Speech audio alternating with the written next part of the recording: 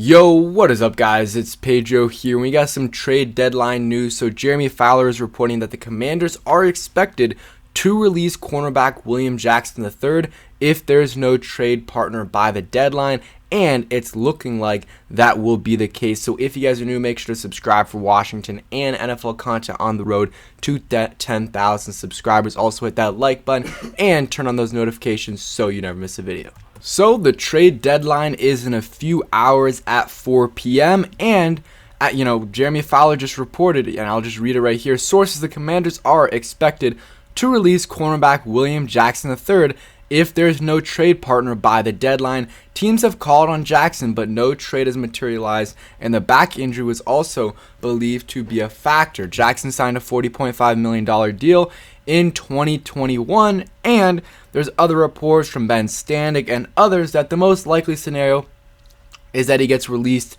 and that no one trades for him. So we'll see what happens, but looks like it'll be a relatively quiet trade deadline for the Commanders. Ben Standig reported Commanders not really looking to go out and trade for anybody, and besides William Jackson III, it doesn't look like they're trying to trade anyone. So William Jackson III still has a chance to get traded. There still might be a team that's like, okay, we'll give you a 7th round pick for William Jackson III. It sounds like if he wasn't hurt, that teams would be more likely to trade for him. Has a bulging disc in his back.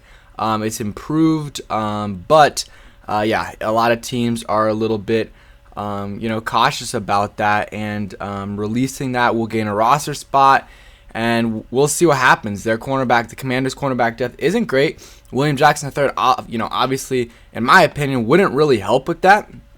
The secondary has been a lot better since he got hurt. We have been so much better in our secondary, and our corners haven't been playing great, but they've been better than William Jackson III. Benjamin St-Juste, for the most part, has looked good. Last game was a little bit shaky, but for the most part, he's looked solid. Wild Goose has had his moments, and Fuller has been better than he was the first 4 or 5 games of the season for sure. And William Jackson III, no doubt a failed signing by Ron Rivera and company. He's a man, primarily man corner, and we play a lot of zone. So right away, didn't look like a great, doesn't seem like a great fit. I mean, I thought it was a good signing. I was wrong about that. Didn't really take into account the man versus zone factor, but they obviously should have. That's why they're getting paid the big bucks, and it didn't work out. It just didn't work out. And even I honestly think, though, like, obviously the man versus zone thing played a factor into, Jackson's play, but even when we did play man, he wasn't playing well. He was not playing well. He was getting beat. He was, getting pass interference penalties called on him, 15-yard, face mask or, unnecessary roughness a lot last year. So it is what it is.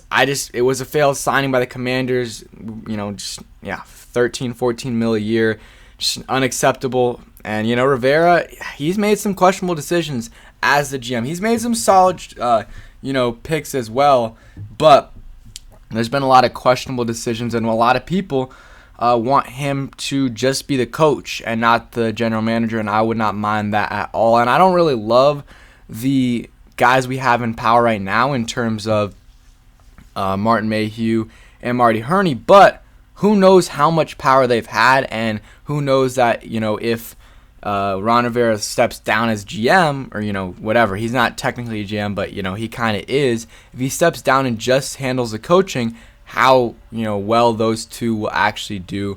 That would definitely be an interesting scenario to see play out. I doubt it happens, but maybe after this year, Rivera will say, Wentz wasn't good. That was a terrible trade by me. William Jackson, that didn't look good. Some of these other signings and, non-signings, people they could have signed that they didn't, that they had all off season to do.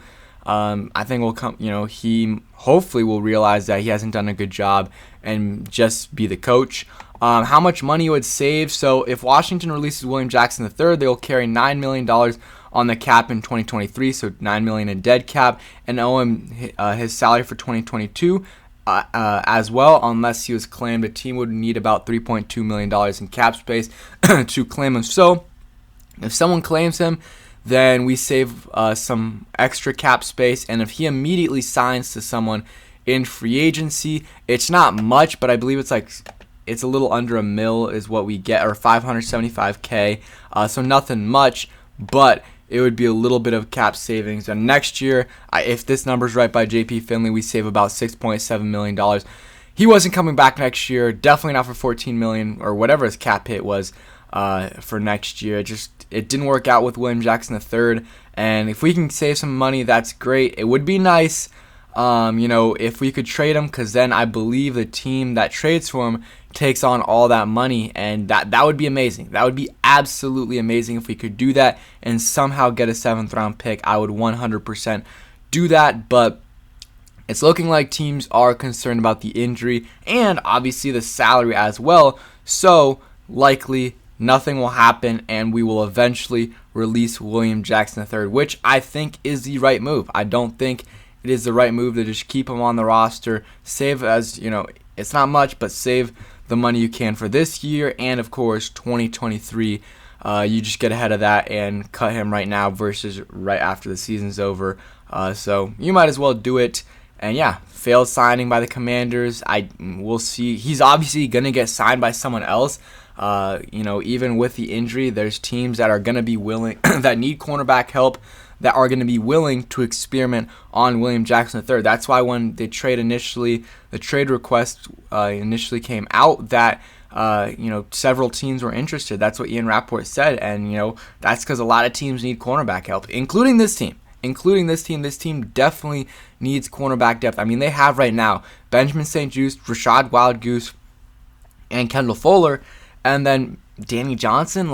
It's a rough situation if one of those top 3 guys gets hurt, and I just think that they should sign someone. There's still some good veteran corners out there. They could have signed some guys in the offseason, and now with William Jackson III likely being gone, whether it's via trade or us releasing him, the depth's even worse. It's even worse. So maybe they can try. Maybe some teams are going to be in the same situation as the Commanders, want to trade someone, can't release him, and maybe there'll be a couple good corners available besides William Jackson III that they can claim, or there's probably still some veterans available that would provide some good depth, but Rivera probably won't want to sign them because they're not the right culture fit, or they didn't play for the Panthers or Bills or whatever. It is what it is. But yeah, that is it for today's video. Hope you guys did enjoy. I likely will have a video out today if anything does happen. So if William Jackson III gets traded, or if we trade for someone, which I don't think will happen, I will have a video. So thanks for watching. Hope you guys enjoyed. Stay tuned for those videos, and peace.